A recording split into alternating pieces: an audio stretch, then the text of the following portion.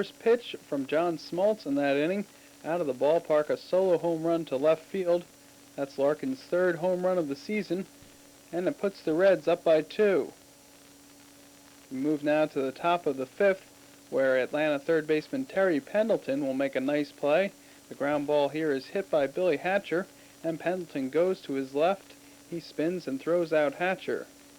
Then to end the top of the 5th inning, John Smoltz picks up his third strikeout of the game. Chris Sabo is at the plate, and Smoltz catches Sabo looking and ends the inning. The Braves were trailing 2-0, however. Smoltz was no match for Tom Browning, who pitched 8 1/3 innings, allowing 3 hits and no walks with 8 strikeouts. There he strikes out Deion Sanders in the 6th. That was his third strikeout of Sanders in the game. In the top of the 9th, Jeff Reed bunts a single to score Hal Morris, making the score 3-0 Reds, and that turned out to be the final score.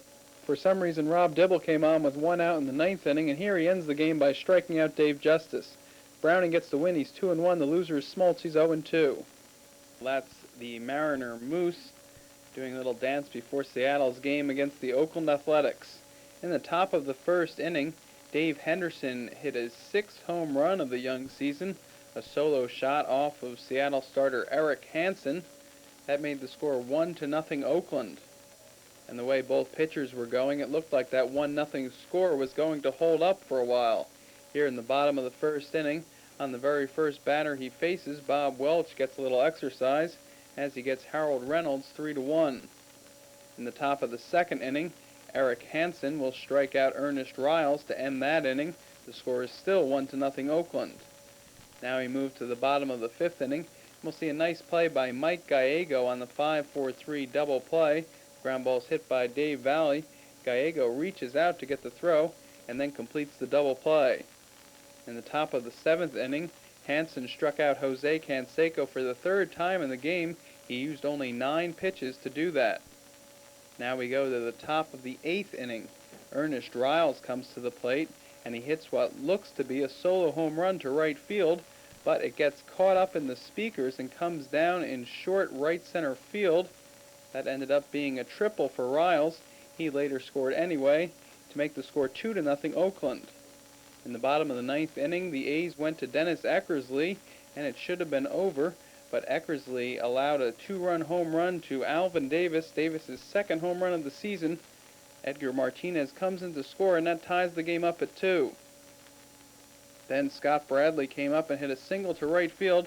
That scored Bradley, making it 3-2 as Seattle wins it. Hansen gets the win. He's 1-1. The loser is Eckersley. He's 0-1.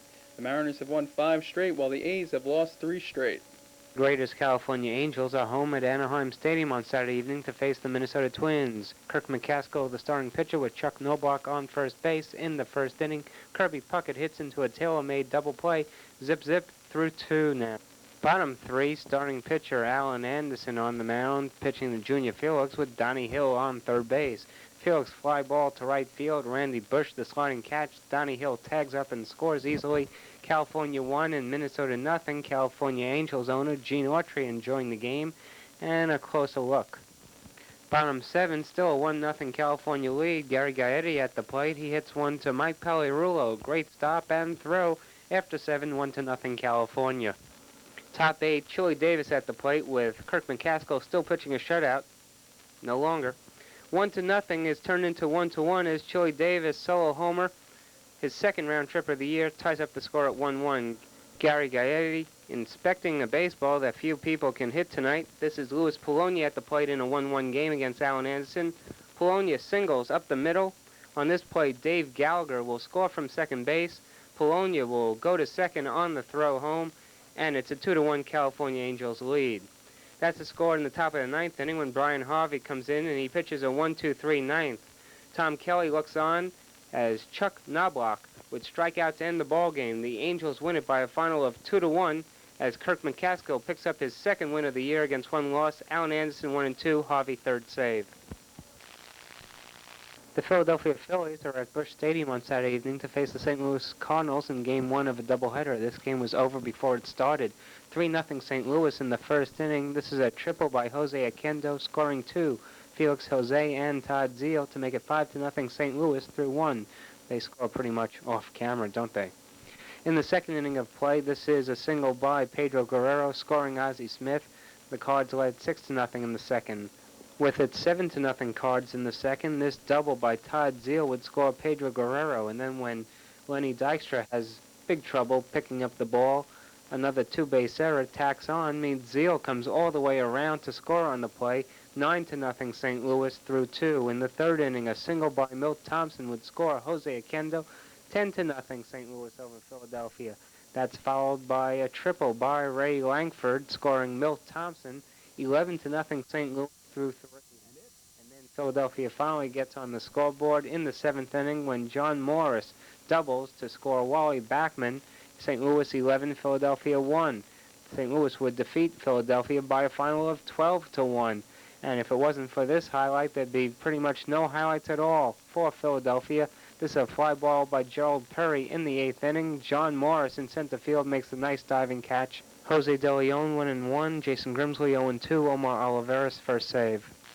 In Game 2 of the doubleheader between Joe Torre, St. Louis Cardinals, and the Philadelphia Phillies at Busch Stadium. John Kruk at the plate against Bryn Smith. Top of the first inning, scoreless. Scoreless no longer. Kruk, his third homer of the year. 2 RBIs, a 2-run home run, 2-0 Philadelphia. In the same inning, Rod Booker at the plate. He doubles to right center field. It scores Ricky Jordan, and it's a 3-0 Philadelphia lead. That's the score in the bottom of the second inning when it's St. Louis getting on the scoreboard against Philadelphia starter Dave LaPointe. Jose Oquendo with the single to center field plates Pedro Guerrero. 3-1 Philadelphia leads.